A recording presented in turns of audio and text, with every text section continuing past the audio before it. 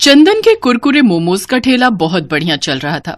शाम के 6 बजते ही उसके ठेले पर ग्राहकों की भीड़ लग जाती थी। चंदन खूब मेहनत से कुरकुरे मोमोज बनाता और ग्राहकों को देता।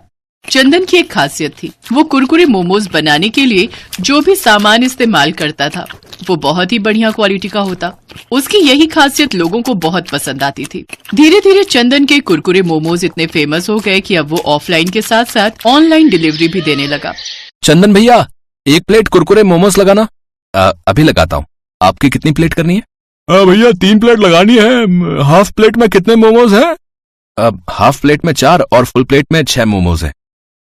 एक काम करो, फुल 3 प्लेट लगा दो है। चंदन रोजाना ऐसे ही मेहनत से काम करता। अब उसने अच्छे पैसे कमाने शुरू कर दिए थे। चंदन रोजाना सुबह सुबह ही कुरकुरे बनाने का सामान लेने बाजार चला जाता था। ताजी ताजी हरी सब्जियां, पनीर, तेल, बाकी की सामग्री जो भी उसे चाहिए होती थी वो बहुत ही बढ़िया किस्म की खरीद लेता था। एक दिन एक लड़का चंदन की दुकान पर आया। वो बहुत परेशानी की हालत में था। भैया कोई काम दे दो, मैं बहुत बीमार हूँ, मुझे पैसे की बहुत जरूरत है। इस शहर में नया आया हूँ, बहुत लोगों से काम मांगा पर किसी ने भी काम नहीं दिया। तुम्हारे बारे में यहाँ के लोगों से सुना था। भैया मैं मेहनत से काम करूंगा, तुम्हारे यहाँ काम करके मुझे 2 वक्त की रोटी मिल जाएगी और मेरी बूढ़ी माँ भूखी भी नहीं रहेगी। फटे हाल कपड़ों में रोते हुए लड़के को देखकर चंदन को दया आ गई। चंदन को वैसे भी किसी लड़के की जरूरत थी जो काम में उसकी मदद कर सके। ठीक है, तुम मेरे पास काम कर सकते हो, लेकिन काम पूरी ईमानदारी से करना। तुम्हारी किसी भी गलती के कारण मेरे ठेले का नाम खराब नहीं होना चाहिए। नहीं नहीं भैया, आप चिंता मत करो, मैं पूरी मेहनत से काम करूंगा। चंदन रघु नाम के उस लड़के को अपने ठेले पर काम दे देता है। रघु के आ जाने से चंदन को बहुत सहारा मिल गया। चंदन जब बाजार जाता तो रघु को भी अपने साथ ही ले जाता। धीरे धीरे रघु चंदन के साथ रहकर सारा काम सीख गया। अरे वाह रघु, तू तो बहुत बढ़िया कुरकुरे मोमोज बनाने लगा है। मास्टर हो गया तू तो अब। चंदन भैया सीखा तो आपसे ही है ना। उस दिन जरूरत पर आप मेरी मदद ना करते तो आज मैं और मेरी माँ दर दर की ठोकरें खा रहे होते। रघु, जो मेहनत करते हैं, ईमानदारी से काम करते हैं, उन्हें भगवान कभी भूखा नहीं रहने देते। तुम ईमानदारी के रास्ते पर चलोगे तो हमेशा सफलता ही मिलेगी। चल अब जल्दी जल्दी मोमोज की प्लेट लगा, ग्राहक खड़े। हम यूं ही बातों में लगे रहे तो ग्राहक वापस लौट जाएंगे। अरे भैया ऐसा कैसे हो सकता है कि आपके ठेले से कोई ग्राहक बिना मोमोज खाए ही वापस लौट जाए। ये लीजिए भैया, आपकी 2 फुल प्लेट। नमस्ते चंदन भैया, कैसे हो? मैंने तुझे मना किया था ना, मेरे ठेले के आसपास भी मत फटकना। फिर तू यहाँ क्या करने आया? अच्छा, तो नया लड़का रख लिया, बहुत सही है। मुझे तो तुमने काम से निकाल दिया, जबकि मेरी कोई गलती भी नहीं थी। क्यों? तूने कुरकुरे मोमोज बनाने के लिए पुराना पनीर इस्तेमाल नहीं किया था? तेरे कारण मेरे कितने ग्राहक छूट गए। बेईमानी करने वालों की यहाँ कोई जगह नहीं है। मैंने तेरे साथ सही किया। अभी काम का टाइम है, अभी जा यहाँ से। अरे 1 प्लेट कुरकुरे मोमोज तो खिला दो, पैसे दे रहा हूँ, मुफ्त में नहीं खा रहा। रघु, इसे कुरकुरे मोमोज की प्लेट बनाकर दे दे, खाकर चला जाएगा। उस लड़के का नाम रमेश था। वो बहुत बेईमान था। कुछ समय पहले वो चंदन के ठेले पर नौकरी करता था, पर उसने बेईमानी की और चंदन को बाजार से मिलावटी सामान लाकर दिया, जिस कारण चंदन के मोमोज का स्वाद बदल गया और उसके काफी ग्राहक छूट गए। चंदन ने एक बार फिर से अपनी मेहनत और लगन से कुरकुरे मोमोज बनाए। आज फिर उसका काम अच्छा चल रहा था, क्योंकि उसके पास रमेश जैसा बेईमान नौकर नहीं था। रमेश कुरकुरे मोमोज खाकर चला जाता है।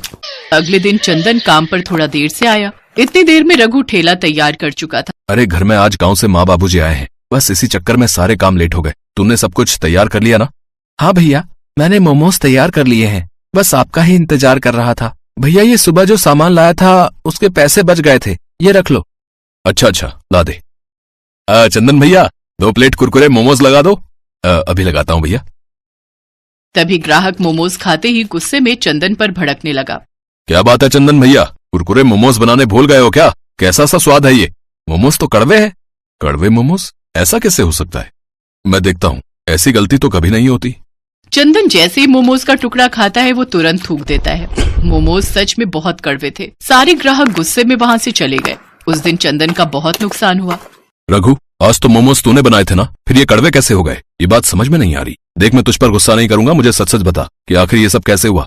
चंदन भैया मेरा यकीन करो, मैंने वैसे ही मोमोज बनाए जैसे आपने मुझे सिखाए थे। मैं तो सब कुछ ठीक से तैयार कर रहा था, पर 1 मिनट चंदन भैया, जब मैं मोमोज बना रहा था तभी वो रमेश आया था। उसके हाथ में करेले का जूस था। मेरे से पूछ रहा था कि अभी मोमोज बनने में कितना समय है। मैंने कहा कि अभी थोड़ा टाइम लगेगा, तो मुझसे गिलास मांगने लगा। बोला कि जूस थैली में लाया हूँ, गिलास में डालकर करेले का जूस पी लूंगा। कहीं ये गड़बड़ उसी ने तो नहीं की, क्योंकि उसने मेरे सामने जूस पिया नहीं था, और सच कहूं तो मेरा ध्यान भी नहीं गया था। भैया मुझे इसमें उसी की कोई चाल लगती है। मुझे सब कहानी समझ आ गई है। वो बदमाश अपना बदला ले रहा है, पर मैं ऐसा होने नहीं दूंगा। उसकी तो अच्छे से खबर लूंगा। मैं अभी पुलिस स्टेशन जाता हूँ। रमेश पुलिस के सामने अपने आप सच उगल देगा। चंदन भैया, मैं भी आपके साथ चलता हूँ। चंदन रघु के साथ पुलिस स्टेशन जाता है और रमेश के खिलाफ रिपोर्ट लिखवाता है। पुलिस के डर से रमेश सब सच उगल देता है कि उसने ही मोमोज के मसाले में करेले का जूस डाला था। चंदन भैया, एक बात पूछूं? जब ग्राहक गुस्से में मोमोज वापस करके गए तो आपने मेरे ऊपर बिल्कुल भी गुस्सा नहीं किया, जबकि वो मोमोज तो मैंने ही बनाए थे। रघु, ईमानदारी और बेईमानी दोनों इंसान के चेहरे पर नजर आ जाती है। मैं तुम्हें पिछले 2 महीने से जानता हूँ। जब तुमने सुबह मुझे बाकी के बचे हुए पैसे लौटाए तो वो उतने ही थे लगभग जितने मेरे खुद के लगा करते थे। तुम्हारी ईमानदारी तो उसी समय साबित हो गई थी, इसलिए मैं पहचान गया कि बात कुछ और है। खैर, चिंता मत करो, अब रमेश को सजा मिल गई है। अब 2-3 महीने जेल में रहेगा तो आराम से सुधर जाएगा। रघु चंदन के साथ वापस लौटता है। ग्राहकों को भी ये सच्चाई पता चल चुकी थी, इसलिए फिर से वही भीड़ चंदन के कुरकुरे मोमोज के ठेले पर लगने लगी, जैसे हमेशा लगती थी।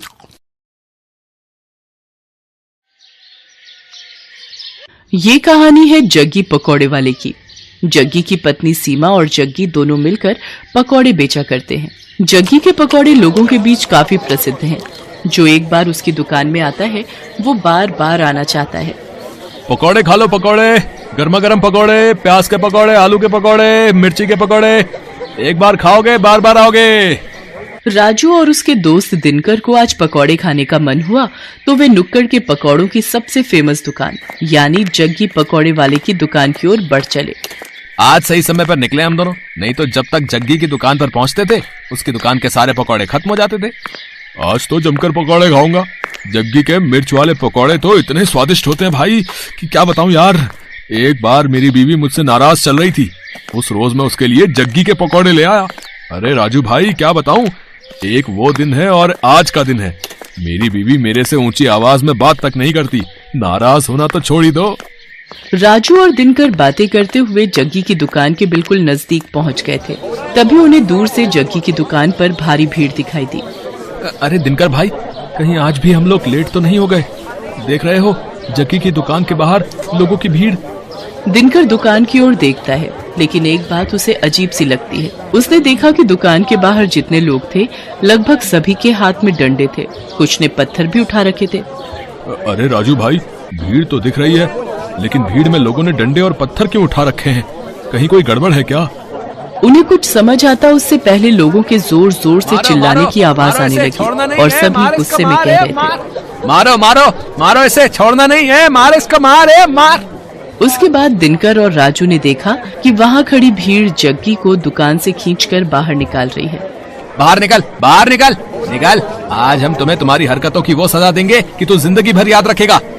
ये कहकर भीड़ में खड़े एक आदमी ने डंडे का जोर का प्रहार जग्गी पर किया। जग्गी दर्द से कराहने लगा। उसके बाद तो कई लोग डंडे से उसे मारने लगे। उसके सिर से खून निकलने लगा। वो लोगों के आगे हाथ जोड़कर माफी मांगने लगा। छोड़ दीजिए मुझे। तुम्हें छोड़ दूं? हैं? तुम्हारे जैसे बेशर्म पकौड़े वाले को छोड़ना मतलब तुम्हें गलत काम करने की छूट देना। ये कहकर भीड़ में से ही एक आदमी ने अपने हाथ में लिया पत्थर उठाया और उसकी ओर तान दिया। ये देखकर जग्गी दुकान से निकलकर तेजी से भागने लगा। ये लोग तो मेरी जान ही ले लेंगे, मुझे किसी भी तरह यहाँ से निकलना होगा। जग्गी आगे आगे भाग रहा था और गुस्साई भीड़ उसके पीछे। राजू और दिनकर को अभी भी समझ नहीं आ रहा था कि आखिर ऐसा क्या हो गया कि लोग जग्गी के पीछे पड़े हैं। लोग उसे बेशर्म पकौड़े वाला क्यों कह रहे हैं? लोगों के इस तरह जग्गी पर भड़कने का कारण समझने के लिए कुछ समय पीछे जाना पड़ेगा। 410, 430, 490, 500, आज की कमाई 500। अगर इसी तरह कमाई होती रही तो तेरे लिए चांदी की पायल बनवा दूंगा। अजी, मुझे पायल वायल नहीं चाहिए। क्यों, क्या हुआ? हमेशा तो गहने की रट लगाए रहती है। हाँ, गहने मुझे चाहिए, लेकिन ईमानदारी के पैसे से। अरे तो मैं कौन सा स्मगलिंग कर रहा हूँ? ईमानदारी से ही तो पैसे कमा रहा हूँ। देखिए जी, ये आपको भी पता है आप कैसे पैसे कमा रहे हैं। पकौड़ों को बनाने के लिए आप क्या करते हैं? अगर किसी को पता लग गया ना तो फिर बवाल हो जाएगा, कोई आपको छोड़ेगा नहीं। अरे तू चुपचाप रह, फालतू की बड़बड़ मत कर। मुझे जैसे बेचना है पकौड़े मैं वैसे ही बेचूंगा। जग्गी बहुत ही बेशर्म इंसान था। वो पकौड़े तो बेचता था लेकिन बहुत ही गंदे तरीके से। वो पकौड़े के गोलों को पहले अपने गंदे बगल के तले दबाता और फिर पकौड़ियां तलता। उसे ये सब करने में बहुत मजा आता था। ये हो गए पकौड़े के गोले तैयार। अब इसे दबाता हूँ अपने गंदे बदबूदार बगल के तले। ये लो, ये दब गया। अब इसे डालता हूँ कढ़ाई में।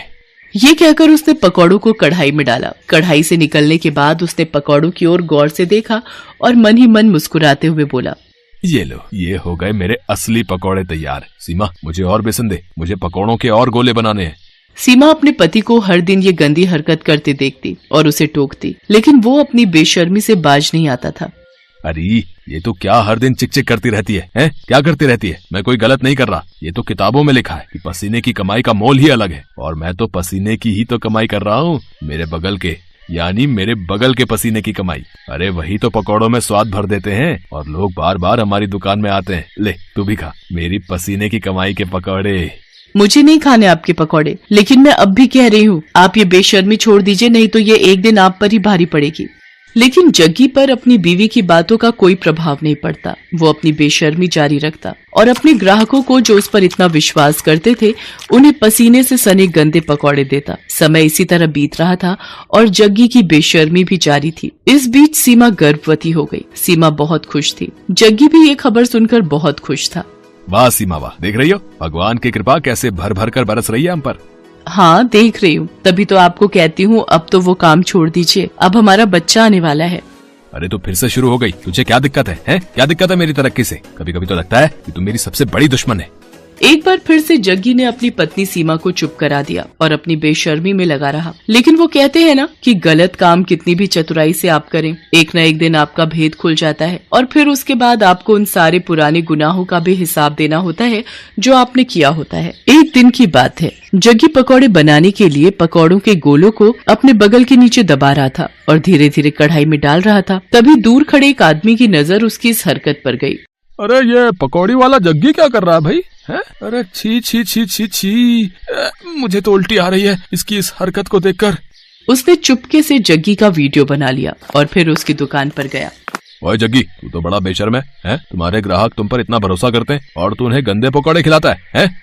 गंदे पकौड़े? ये आप क्या कह रहे हैं भाई?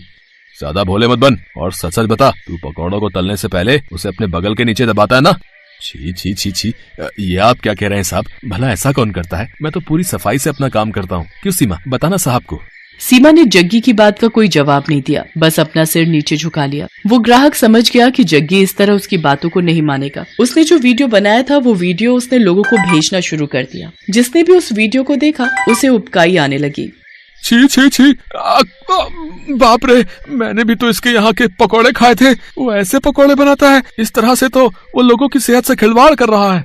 वो वीडियो 1 से 10, 10 से 100 और 100 से फिर लाखों लोगों तक पहुंचकर वायरल हो गया। उस वीडियो को देखकर सभी को बहुत गुस्सा आया और गुस्से में वे सभी जग्गी की दुकान पर डंडे और ईंट पत्थर लेकर पहुंच गए।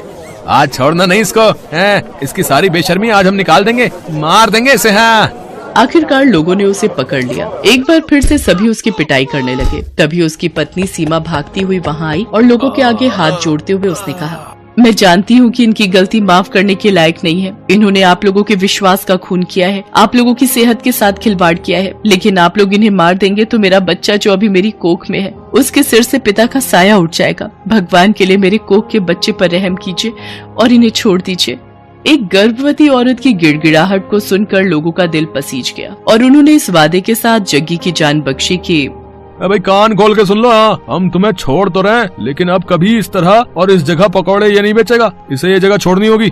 सीमा ने उनसे वादा किया। जग्गी को वो जगह छोड़नी पड़ी। जग्गी को बार बार उसकी गलतियों के लिए आगाह किया जा रहा था, लेकिन वो अपनी आदत से बाज नहीं आ रहा था और एक दिन उसी आदत के कारण न सिर्फ उसकी जान पर बनाई बल्कि उसे अपनी वो जगह भी छोड़नी पड़ी जहाँ उसकी दुकान बहुत चलती थी। आज जग्गी जहाँ भी अपनी दुकान लगाने की कोशिश करता है उसके पुराने कर्म उसकी राह में आ जाते हैं। अब उसे अपनी करनी पर बहुत दुख होता है, लेकिन वो कहते हैं ना कि अब पछताए होत क्या जब चिड़िया चुग गई खेत।